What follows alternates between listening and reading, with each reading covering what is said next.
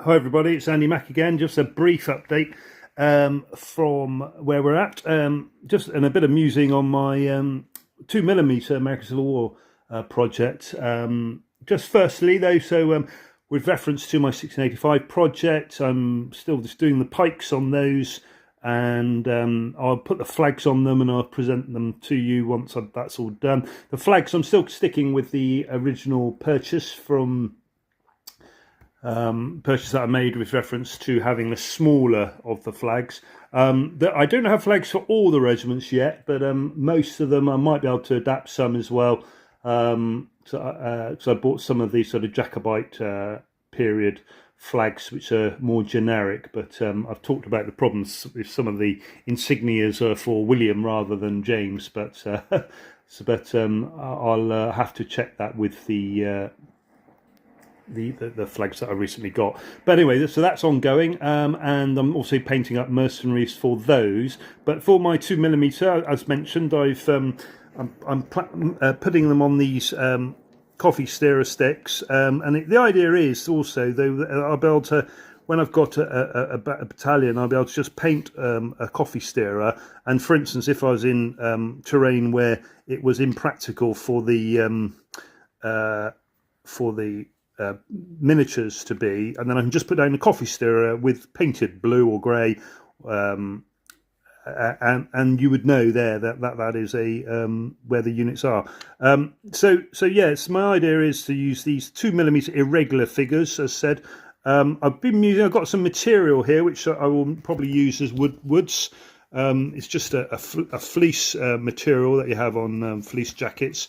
But I've got a lot of it, so I'll be painting that up and making it look like wood. So that'll be, and I'm also trying out different methods of what the boards will be. I've got this sort of small board here, which is a sort of 2 foot by 1 foot board, and I've got another one of these, so I may use them for 4x2 for small battles as well. But I'm just trying out different methods. As I mentioned, I was musing with the idea of doing papier-mâché with cardboard. Obviously, one method would be to use foam core, but that gets a bit more expensive. And I don't really, at this scale, think whether it's actually necessary, because obviously you haven't got a lot of need for huge, great big hills. It's more just a gentle increase. Change in height, which you can probably achieve with cardboard. However, obviously with cardboard, you will need to have bigger hills potentially as well, because obviously in terms of scale, hills aren't small like this necessarily. They're going to be more like this sort of size. So it's just getting it so that it's you can still see a hill with a gradient. So that's the idea. So I'm just seeing here. So I've got the first test is using a kitchen towel. I've got a single sheet of kitchen towel there with water and PVA on top. I'll let that dry and see how it is. And I've got a group of cardboard pieces underneath in this sort of manner, which is without any, as I was mentioned before, I may also use decorator tape, masking tape, to mask around so you don't have the sort of contours. But the contours may be advantageous for showing that it is indeed a hill. So I'm going to experiment with that. But in the past I've used masking tape, and it's sort of fairly cost effective, and it still serves the purpose of creating a cheap hill. And then on this one, I've got 2 kitchen towels. Now, I'm using kitchen towel over newspaper at the moment, because previously with newspaper, with the print contrast, sometimes it's hard to actually paint and get rid of that contrasting print.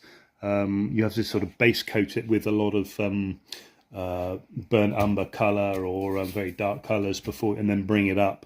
Which I may not want or need to do. So hopefully, with using white kitchen towel, it'll have the slight pattern on it, perhaps, which I can then just skim over with some sort of filler or something, just to sort of and the primary colour in the first instance would hopefully be white. So that's where I'm at the moment. So as you say, one of the challenges are you'll get little creases like that, but that isn't necessarily the end of the world, because obviously you can make it a feature of the land does have creases and folds in it. So we will see.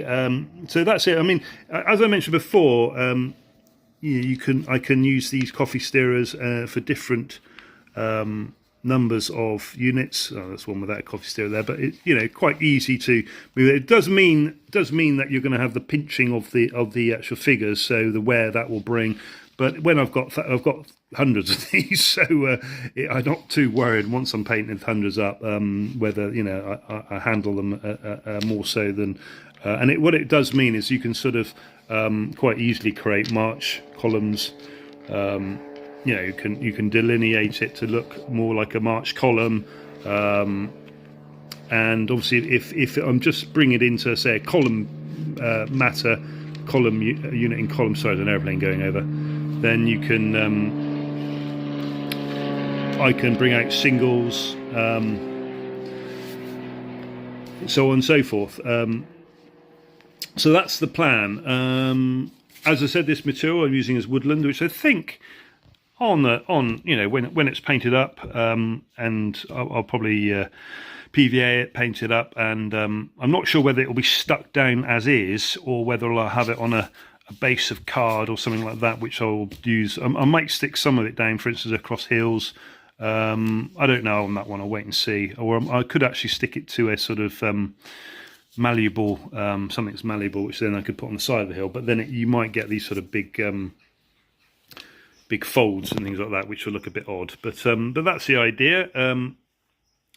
So that's my 2mm project. Also, I did mention that I was doing a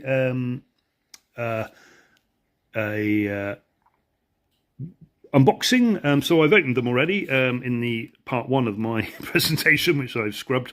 And it's from Total.Battle Miniatures, who do a range of buildings for different periods.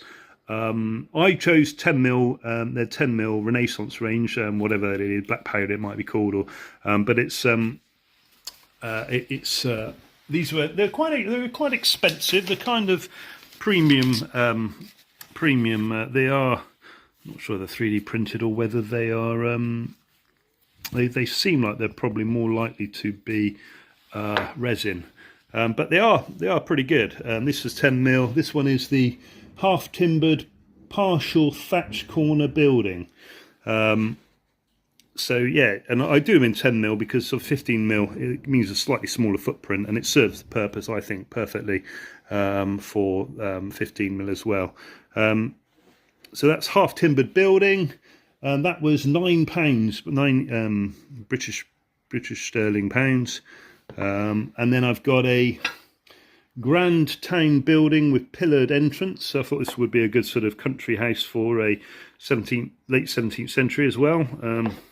Sort of has a sort of Christopher Wren feel about it, but a sort of house you would see, I believe, at that sort of late 17th century for a very wealthy merchant or local gentry. And then a half-timbered barn. Also, the grand pillared house, that also was £9. And this one here is a half... Sorry, that was the grand town building with pillared entrance. Just come back, make sure you can see it properly. That's it. I can't see any bubbles or anything like that on either the resin, or anything, so it's quite well done. And this is a half-timbered... Sorry, no, this is, it's called barn, so...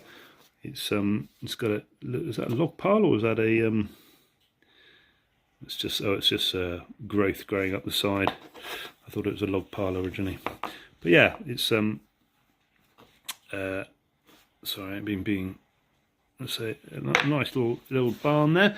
And also, finally, just to put the matter straight, it's pointed out by Ralph Astley, who some of you may know, YouTuber as well. That's my and it was important that I get when I was mulling over the Tangier regiments that were returned for the Sedgemoor campaign from Tangiers, the garrison units. I think three of them were three of the regiments that took part in the Battle of Sedgemoor were had just arrived back from Tangier. And at the time, I was unsure why there was a base in Tangier, and I presumed it might have been to combat the Barbary pirates who, throughout the period and beyond, caused problems for coastal villages and all around the Mediterranean and in the UK, of raiding parties who would pillage but also take people as slaves.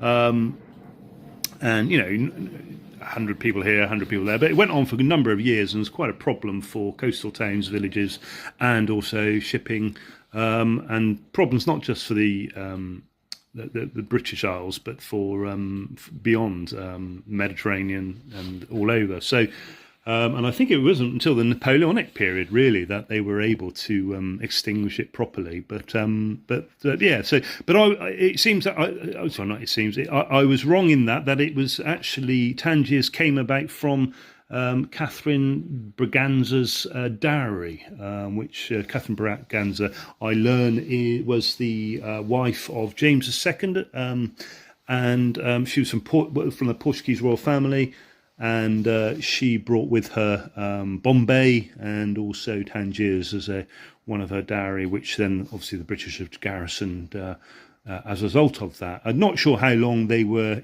in control of the place for. I believe it wasn't that long. I'm not aware of many other periods where there's a long ongoing mention of battles and units being in Tangiers, but I might be wrong on that. It's just something that's I'm not very versed on. But yeah, so just put the record straight there. And also the other thing was it was Neptune. It's like a quiz, this, isn't it? It was Neptune, was the Greek god that who's I was talking about the pikes, and if you squeeze and design the ends of them into a spike, it can make it look a bit like Neptune's trident, end of Neptune's trident. So, but it was Neptune was the word that was escaping me in the Greek undersea. I think it's Greek undersea god, is he, or whatever he would be. But that's that. So there we are. That's just a little update, and just keep the focus going. I'm painting at the moment. I'm painting mercenary units and a bit of one on a 2mm, and also finishing my pikes for the 15mm Sedgemoor project. Okay, thank you, Andy Mac. Speak to you soon. Bye. Yeah. Right.